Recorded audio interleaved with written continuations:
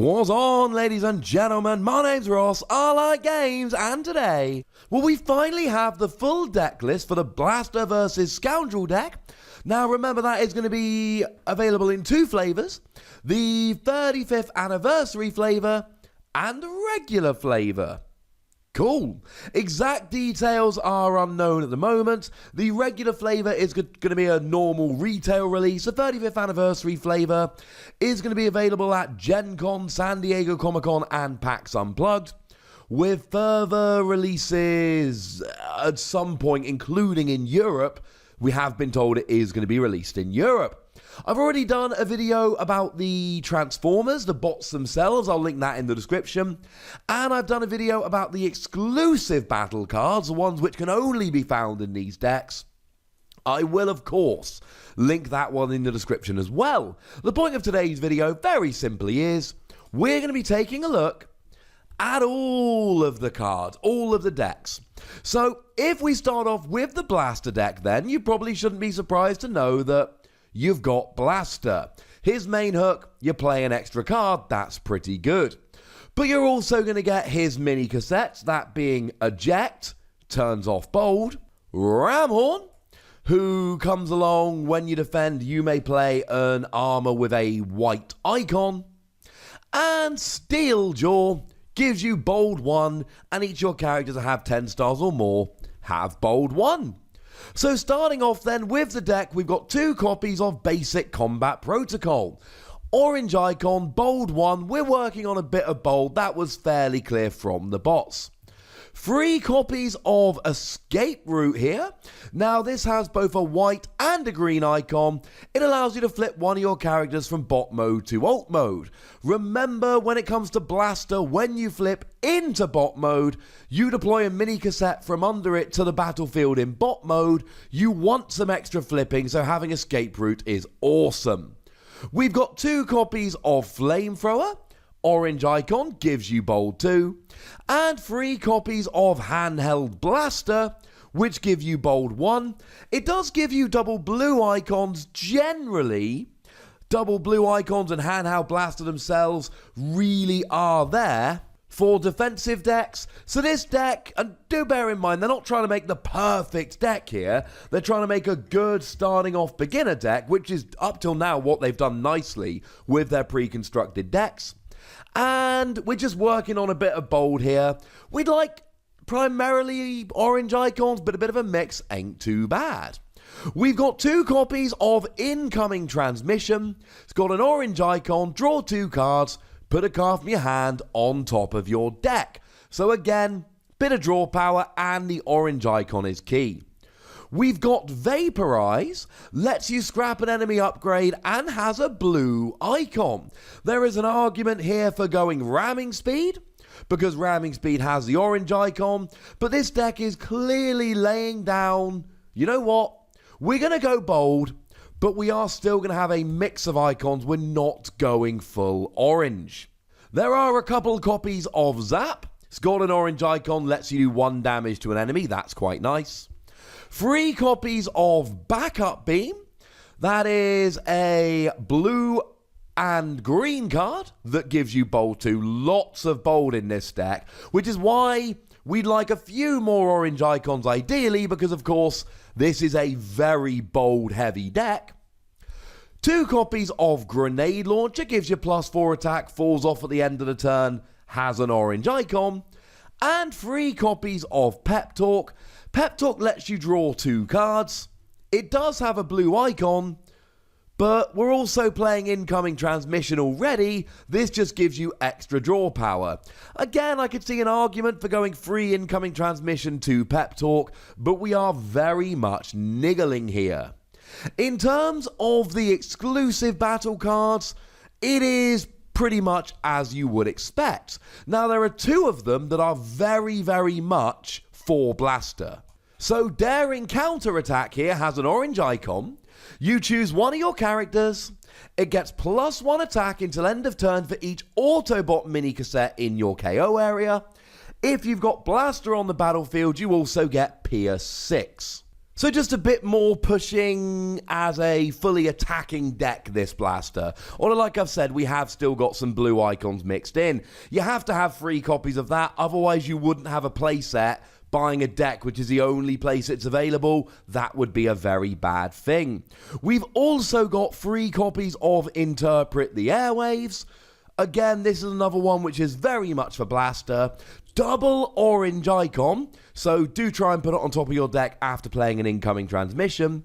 You can only play it if blaster was on your starting team. Look at the top 5 cards of your deck and reorder them. We usually do not have search like that in the Transformers TCG. That's pretty gosh darn good. We then have 3 copies of Obstructive Rhythm. Now this is not necessarily a blaster card, though it does have blaster on the artwork. For each mini cassette you have on the battlefield, the upgraded character has Tough 1. So this could end up being played in Soundwave. And it's a little bit weird that this is tough, given that the deck is so bold focused. But do please note that it is an armor with a white icon, so Ramhorn can come in here very nicely and just play it. And I think I actually forgot to mention earlier that we've got 3 copies of Force Field here, which is another white icon armor. If you would take 5 or more damage, you scrap it, you only take 4 damage. These are essentially your options here in terms of attaching armor with Ramhorn. And then there's one of the exclusive cards where you get 3 copies in the blaster deck and 3 copies in the Soundwave deck, so there are actually 2 playsets in this pair of decks. It's Recover Cassette, blue icon, but if you've got blaster or Soundwave on the battlefield, you may put one of your mini cassettes from the battlefield under it, repair 2 damage from one of your characters, and then put Recover Cassette in the KO area. Now with blaster and Soundwaves skills, when you flick into bot mode, you can then redeploy them, and it was confirmed in the rules roundup this week that they will be deployed fully healed. Moving over into the Soundwave deck, obviously you have your copy of Soundwave. When you flip to bot mode, deploy a mini cassette, look at your opponent's hand, and put a card from there on top of their deck. And then of course we've got a copy of Buzzsaw. When you attack, you may play a weapon with a blue icon. 1 copy of Ravage, which has Pierce 2, and each of your characters with 10 stars or more has Tough 1.